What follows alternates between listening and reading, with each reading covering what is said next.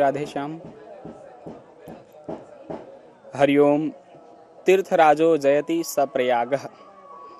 कहा जाता है कि तीर्थराज प्रयाग, सारे तीर्थों में तीर्थराज की जो महिमा है वह अपने आप में अतुलनीय है। वैसे तो मान्यताओं के अनुसार में संगम कई जगह मिलता है, परंतु प्रयाग को ही तीर्थराज क्यों कहा गया, यह सबसे बड़ा प्रश्न है। और दूसरा इसी के साथ में प्रश्न यह प्रारंभ होता है कि इस प्रयागराज में ही कुंभ क्यों लगता है, प्रयागराज के साथ में और 4 जगह ही क्यों कुंभ लगाया जाता है।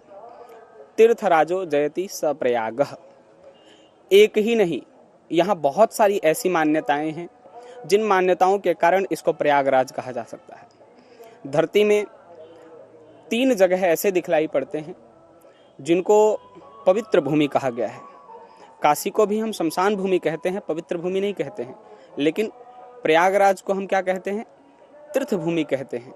और यहाँ तीर्थ भूमि कहने की एक मान्यता है।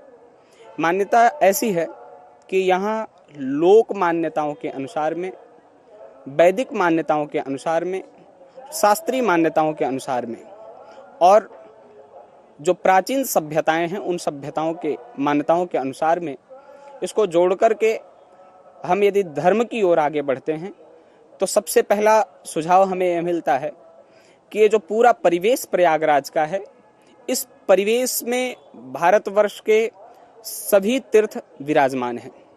वैसे तो ब्रज में भी विराजमान है, परंतु जो प्रयागराज में जो तीर्थ मौजूद हैं उन तीर्थों की महिमा अपने आप में प्राकृतिक है।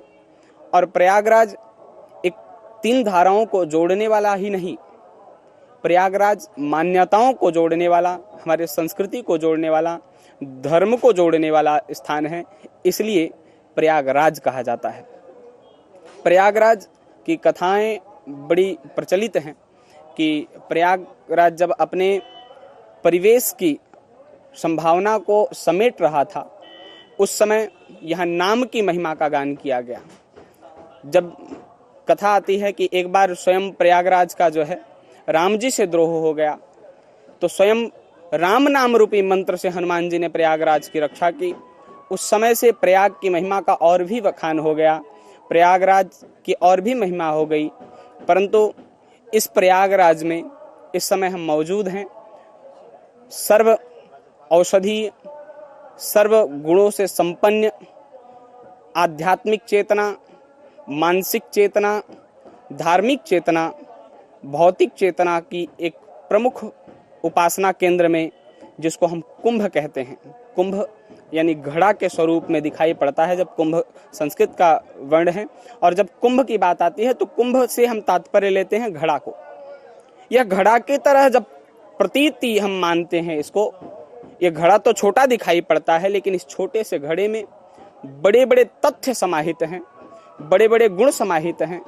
वह गुण आज के परिवेश में अमृत के स्वरूप में न दिखे कोई बात नहीं, लेकिन इस संसार में महात्माओं, संतों, ऋषियों, मनीषियों का जो एक समुदाय उपस्थित होता है, उस छोटे से कुंभ में जो आशीर्वचन के रूप में यह प्रस्तुत करते हैं, उस छोटे से कुंभ में समाहित करते हैं, वह जब फैलता है तो पूरे ब्रह्मांड भर में प्रकाशित होता है। यानी आप कुंभ का प्रमुख आकर्षण केंद्र जो है, संतों का आगमन है। दुनिया के कोने कोने से अद्भुत अद्भुत संतों का आगमन हुआ है। यह बता रहा है प्रयागराज कि इस छोटे से प्रयागराज की पावन धरा पर कुंभ में विराजमान जो संत हैं, जब यह कुंभ से निकल करके जाते हैं, यहाँ से ऊर्जा लेकर के जाते हैं, यहाँ से शक्ति लेकर के जाते हैं, यहाँ से साधना लेकर के जाते हैं, तो पूरे भारतवर्ष में अपने सद्भावना, सद्विचार, सद्विवेक, सद आशीर्वचन से पूरे भारत की भूमि को पवित्र करते हैं, पूरे भारत की भूमि को बांधने का काम करते हैं, पूरे भारत की भूमि को जोड़ने का काम करते हैं और विश्व कल्याण के लिए नाना प्रकार के यज्ञ करते हैं, प्रवचन करते हैं, कथा करते हैं, सदुपदेश करते हैं, गीत सुनाते हैं, देश में धर्म क्रांति की अलख जगाते हैं। यहाँ से जो महात्मा आए हैं, आने के बाद आप लोगों को लगता है कि विलुप्त कहाँ हो जाते हैं, यह विलुप्त नहीं होते। इन्हीं के कारण यह भारत बचा हुआ है, इन्हीं के कारण ऐसी शक्ति बची हुई है, इन्हीं के कारण हम सब आज आध्यात्मिक दिखलाई पड़ रहे हैं। इन्हीं के कारण भारतवर्ष की चेतना, भारतीय संस्कृति का गौरव महसूस करने का हम लोगों को अवसर प्राप्त होता है। तो हम इस कुंभ में आए, इस कुंभ का आनंद लें। राधे राधे। अंतिम में कहना चाहता हूँ कि संत जहाँ विराजमान होते हैं वह कुंभ अपने आप में हो जाता है। गोस्वामी जी ने भी कहा है, मुद मंगलमय संत समाजू जिमि जंगम तीरथ राजू। इसी के साथ में जहाँ संत विराजमान होते हैं वह अपने आप में चलता फिरता कुंभ हो जाता है। और इस प्रयागराज की पावन धरती को और भी पावन बनाने यहाँ की साधना, यहाँ के तट पर विराजमान होकर के संत जो तपस्या करेंगे वह चेतना लेकर के जाएंगे, शक्ति लेकर के जाएंगे। इस शक्ति से, इस चेतना से पूरे भारतवर्ष को प्रकाशित करेंगे। राधे राधे।